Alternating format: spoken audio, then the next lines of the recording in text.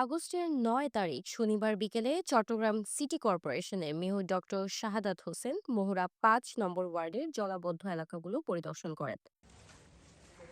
পরিদর্শনকালে তিনি এল খান সড়ক, ওয়াসার রোড, দেওয়ান মহসিন রোড, হাবিবুল্লাহ চৌধুরী সড়ক ও উত্তর মোহরা সড়ক সহ আশেপাশে জোয়ারের পানিতে ডুবে যাওয়া জলাবদ্ধ এলাকাগুলো ঘুরে ঘুরে দেখেন।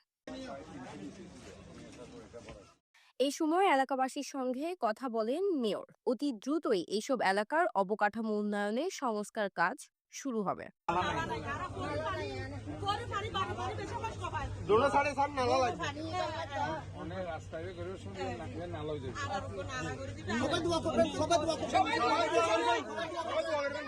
একই সঙ্গে মোহরা ৫ নম্বর ওয়ার্ডে আলোকায়নের কার্যক্রমও দ্রুত শুরু হবে বলেও জানান তিনি।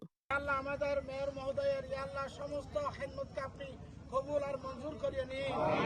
আল্লাহ যেন আল্লাহ এই চট্টগ্রামকে সুন্দর নগরী হিসাবে তার হাতে গড়ে তুলতে পারে। আল্লাহ যে সমস্ত কাজের উদ্যোগ নিয়েছেন সেই সমস্ত কাজকে যেন সুসম্পন্ন করতে পারে।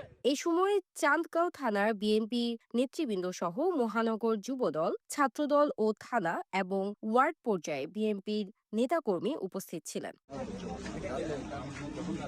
মেয়রের এই উদ্যোগে কিছুটা আশার আলো দেখছেন এলাকাবাসী। তবে তারা জানান এইসব প্রতিশ্রুতি যেন বাস্তবায়নেও দ্রুততা থাকে।